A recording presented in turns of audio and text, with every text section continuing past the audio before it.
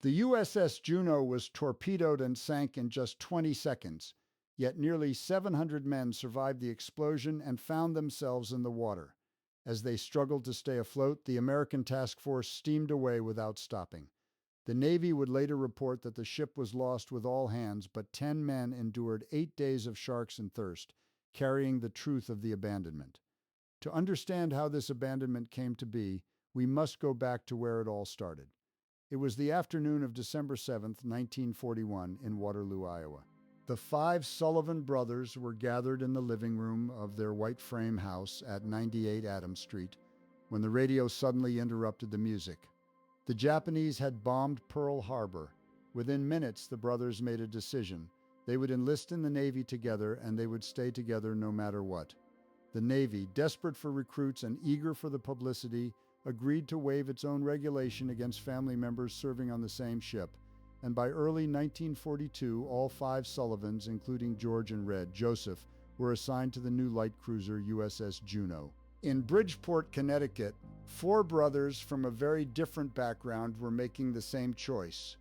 Joey Rogers was a professional boxer with over 150 fights behind him, and his three younger brothers, Pat, Louie, and Jimmy, were fighters too. Their father, Thomas Rogers, had been a mob enforcer and bootlegger who once fled New York in the middle of the night. When Joey announced he was joining the Navy, his father tried to stop him, but the brothers insisted on serving together on the same ship. Thomas Rogers wrote directly to President Roosevelt, and the president secured their assignment to the Juneau. Swenson carried his own private torment as well, a bitter divorce and a daughter who refused to speak to him. He wrote her anguished letters as the Juneau prepared to sail for the South Pacific in March 1942. The Juneau anchored in Balboa, Panama, in late August 1942. After weeks at sea, the crew hit the bars with unrestrained enthusiasm. Most of the men returned to the ship drunk, some fell overboard, and Captain Lyman Swenson faced a ship in chaos. He responded with court-martials and locked dozens in the brig, but left the door unlocked, unwilling to trap men if the ship came under attack.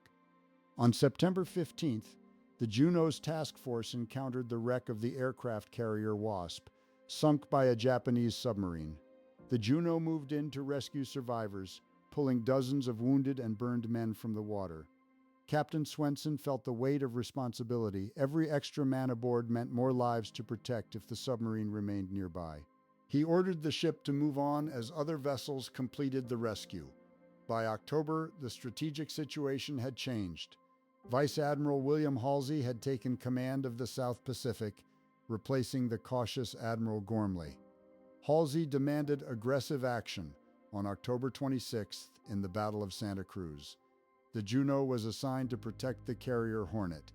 During the fight, the Juneau's signalmen misinterpreted a light signal, believing they were ordered to leave the Hornet and protect the Enterprise instead. The Juneau moved away from the Hornet, which was mortally wounded and later sunk. Other ships accused the Juneau of cowardice.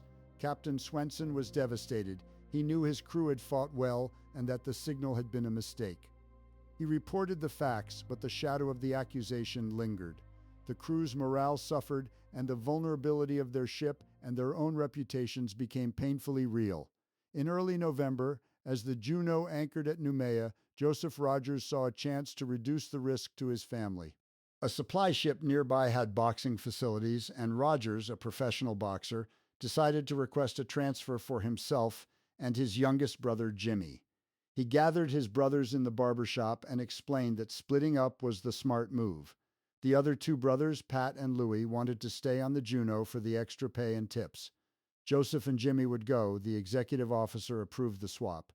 The Sullivans considered splitting as well, but did not act in time. Joseph Rogers boarded the supply ship, leaving his brothers behind, a decision that would haunt him. The Juneau steamed toward its next assignment, carrying the remaining brothers toward an uncertain fate. Enjoying the story? Subscribe to join us for the next one. By early November 1942, the strategic balance in the South Pacific had reached a breaking point. Vice Admiral William Halsey, newly in command, received intelligence that the Japanese were massing a massive force for a decisive strike. Admiral Isoroku Yamamoto committed his battleships to a full-scale bombardment of Henderson Field on Guadalcanal, aiming to crush the American air presence once and for all. Halsey ordered every available ship to sea, including the damaged and undermanned vessels that would normally have been sent back for repairs. The Juneau, still scarred from the Battle of Santa Cruz, and with its crew shaken by accusations of cowardice, was among those called to the line. Halsey knew the odds were against him. American cryptologists had broken the Japanese naval code and confirmed that a force of at least 2 battleships, a cruiser, and 14 destroyers was steaming toward Guadalcanal. The American task group under Rear Admiral Daniel Callahan numbered just 13 ships, none of them battleships. The Juneau, with its 3 3/4-inch armor and its primary role as an anti-aircraft platform, would be facing vessels that outgunned it 10 times over. Every man aboard knew that a night surface battle against battleships was a suicide mission for a light cruiser built for speed, not punishment. On the bridge of the Juneau, Lyman Swenson studied the reports from headquarters with a grim expression. The captain had told his men days earlier that they could either run and lose Guadalcanal or stay and fight. They had cheered him then. Now, as the task group steamed north through the Solomon Sea, the cheers seemed distant. The men cleaned their guns, wrote final letters home, and tried to sleep in the stifling heat below decks. Swenson himself did not sleep. He stood on the bridge, peering into the darkness, watching for the enemy he knew was coming. On the morning of November 12th, the American fleet anchored off Guadalcanal and began unloading troops and supplies under a hot tropical sun. The work went feverishly, with landing craft shuttling back and forth as Marines onshore fought off Japanese patrols. Then, at about 2 in the afternoon, the air raid sirens wailed. 25 Japanese torpedo bombers and 6 Zero fighters swept in low over the water, aiming directly for the transport ships. The Juneau's gunners scrambled to their stations as the first enemy planes came within range. Among the youngest crew members was Alan Hayne, a 17-year-old gunner.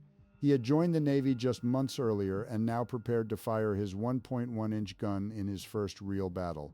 The anti-aircraft barrage that erupted from the American fleet was unlike anything the Japanese pilots had faced. The Juneau's 5-inch guns, its 1.1-inch mounts, and its 20mm and 50 caliber machine guns all opened fire simultaneously. One man compared the sound to a giant sheet of metal being torn in half. Alan Hayne was at his station on the 1.1-inch gun, loading and firing as fast as the barrel would allow. The heat became so intense that the gun had to be cooled in a water tank between attacks. Around him, the air filled with black smoke and the smell of cordite. The Japanese planes pressed their attack with suicidal determination, but the wall of lead thrown up by the American gunners was too dense. One after another, the torpedo bombers burst into flames and plunged into the sea. Only a single enemy aircraft escaped. The Juneau emerged from the attack with no serious damage, and the crew allowed themselves a brief moment of relief, but they knew this was only a prelude. That night, lookouts reported the approach of a major Japanese surface force. The real battle was about to begin. As darkness fell over Iron Bottom Sound on Friday, November 13th, Admiral Callahan ordered his task group into a battle line and steered north to meet the enemy. The American formation was ragged, with ships jockeying for position in the moonless night. On the Juneau, the crew stood at general quarters, peering into the blackness. At about 1:30 in the morning, the Japanese battleship, Hiei, switched on its searchlights, and the night exploded into chaos. Ships from both sides opened fire at point-blank range, often unsure whether they were hitting friend or foe. The Juneau became trapped in a crossfire between the battleship Hiei and the light cruiser Nagara. Shells from both ships screamed over the Juneau's decks, and the cruiser shuddered under the impact of near misses. Then, about 8 minutes into the battle, a torpedo from the Japanese destroyer Amatsukaze struck the Juneau on the port side in the forward fire room. The explosion killed all 19 men in that compartment instantly. The ship's keel snapped, its propellers jammed, and it began to list heavily to port. Steering was knocked out, and only emergency manual controls kept the ship moving. Despite the damage, the Juneau's remaining guns continued to fire. Alan Hayne and his crew cleared a jammed barrel and kept shooting. Joseph Hartney, a gunner's mate from New York, had spent the weeks before the battle writing letters to his pregnant wife. Now he stood over the body of his best friend John Rudolph, pouring machine gun fire into the searchlights of the attacking ships. The Juneau drifted toward the burning Nagara, nearly colliding with it before the helmsman managed to wrench the ship clear. The Udachi, a Japanese destroyer, closed in for the kill but was driven off by concentrated fire. By some miracle, the crippled cruiser was still afloat. Under cover of darkness, Swenson ordered the Juneau to withdraw from the battle area. The ship crept eastward along the Guadalcanal coast, moving at barely 18 knots, with only one screw operational and the rudder being turned manually by a pulley system. The crew worked in near silence, afraid of drawing attention. Swenson knew his ship was in no condition to fight. He planned to rendezvous with the rest of the task force at Espiritu Santo, hoping the Juneau could make it to safety before daylight brought new attacks. Dawn came clear and calm over the Solomon Sea on November 13, 1942. The Juneau was limping south, making its way through the indispensable strait, when lookouts reported the periscope wake of a submarine. It was the I-26, commanded by Commander Minoru Yokota, a veteran skipper who had already damaged the carrier Saratoga in August. Yokota saw a wounded cruiser struggling alone, an easy target. He ordered 2 torpedoes fired at a range of just over 1,000 yards. The first torpedo missed, cutting past the stern. The second did not. Yokota would survive the war and later become a Christian minister, carrying the weight of that morning for decades. The torpedo struck the Juneau on the port side directly in the forward magazine. The explosion was instantaneous and catastrophic. The ship broke in two, and within 20 seconds it had vanished beneath the surface. Nearly 700 men were thrown into the water, wounded, bleeding, and covered in fuel oil. Among them were George Sullivan, Joseph Sullivan, and their 3 brothers, along with Pat and Louis Rogers. Swenson went down with his ship. The survivors floated in a spreading slick of oil, watching as the wakes of the American task force receded into the distance, leaving them alone with the sharks and the rising sun. The water was black with fuel oil and littered with wreckage. Men coughed and choked, clinging to anything that floated. The wakes of the American ships had long since vanished over the horizon. Captain Gilbert Hoover, now senior officer of the task force, had decided not to stop for a search. The risk of submarine attack was too great. The men were left to die. As darkness fell on the first night, the survivors began to hallucinate from thirst and shock. Some cried for their mothers, others prayed aloud in the black water. Frank Holmgren, a young orderly from New Jersey who had served on the captain's staff, found a wooden splinter from the wreck together with Alan Hayne.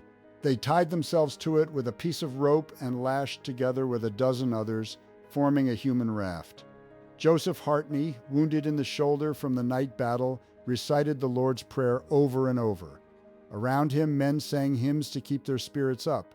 The first night passed without a shark attack, but the water was alive with unseen things. The men knew the predators would come. When the Juneau vanished, about 140 men remained alive in the water. But by the third morning, shark attacks and injuries had cut that number by more than half. A scream would pierce the quiet, and a man would vanish beneath the surface. The survivors kicked and shouted, but the sharks grew bolder. The men responded by lashing themselves into larger clusters, hoping the mass would deter the predators. It did not always work. A young sailor from the gun crew was taken while his shipmates watched, unable to help.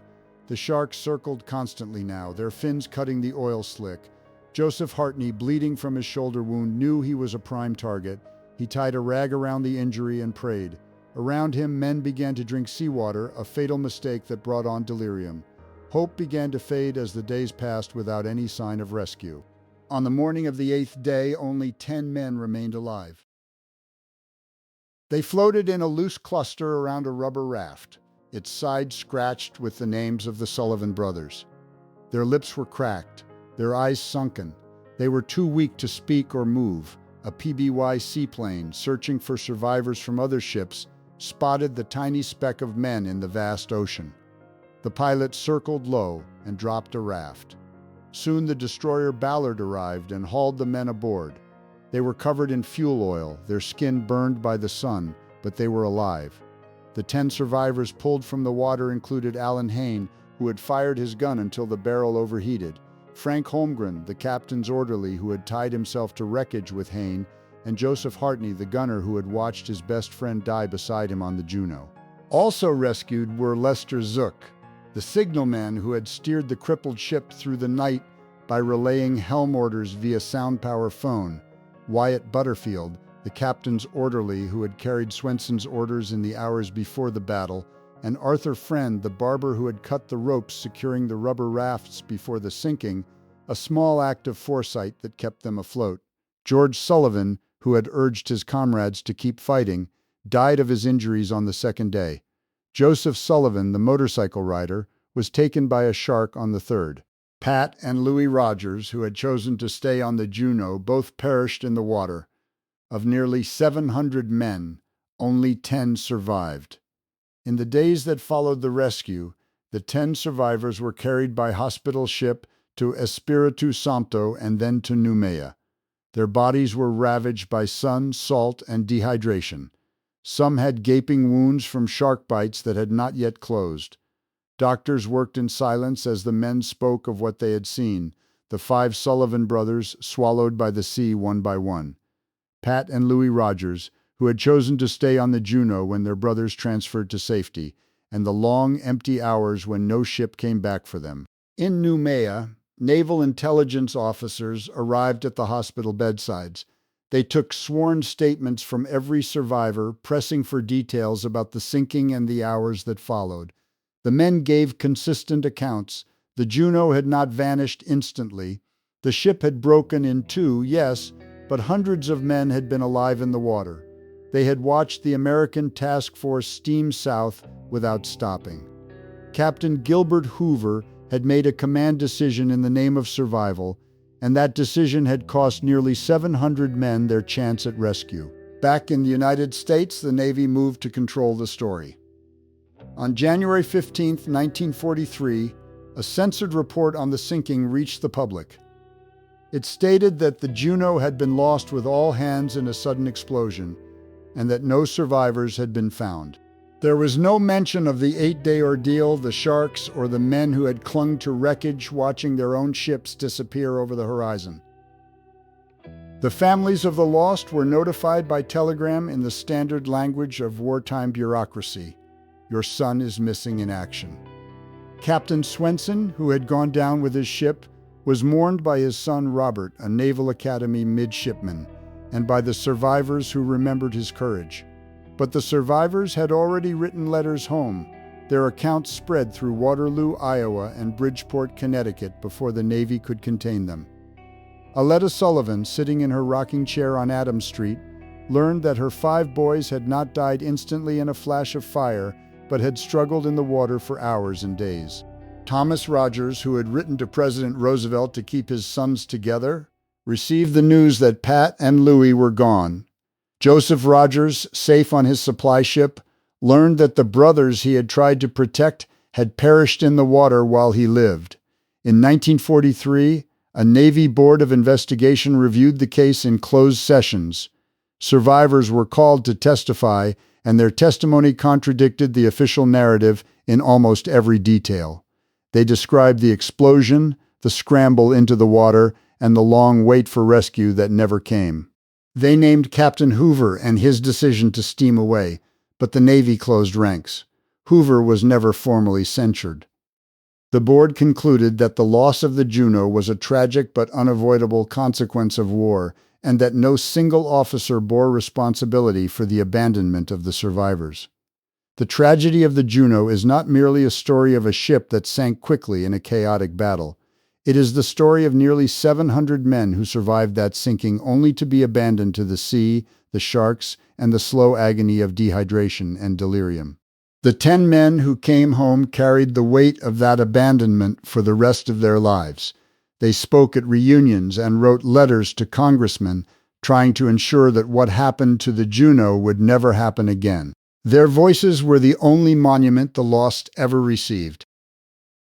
If you have family stories from the Pacific War or memories passed down from a father or uncle who served in the Solomon Islands campaign, we would welcome hearing them in the comments below. We read each one and honor the history they carry. If you value documentaries that tell the full truth of what our service members endured, please subscribe to the channel and give this video a like. Your support allows us to continue bringing these stories to light, and we thank you for listening.